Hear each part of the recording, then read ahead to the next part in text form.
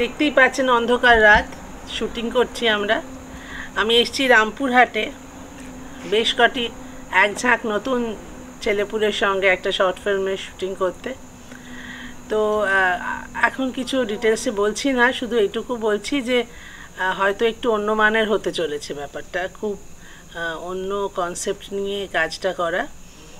Director হচ্ছে জুনেইদ, সম্ভবত ওরই গল্পটা আমি যতদূর জানি। হ্যাঁ, আর ডিওপি জুয়েল, খুব ডেডলি কম্বিনেশন। হ্যাঁ, ভীষণ খাটায়, বাট এত মানে ওদের হোমওয়ার্ক এত মারাত্মক এবং পারস্পরিক আন্ডারস্ট্যান্ডিংটা এত ভালো, আমার মনে হয় এই পেয়ারটা অনেক দূর যাবে। গোটা টিমটা ভীষণ ভালো, ছোট ছোট বাচ্চারা কাজ করছে এত রাত অবধি জেগে। বাচ্চাদের তো কোনো অভিযোগ নেই, বাচ্চাদের বাবা মাদেরও কোনো অভিযোগ নেই।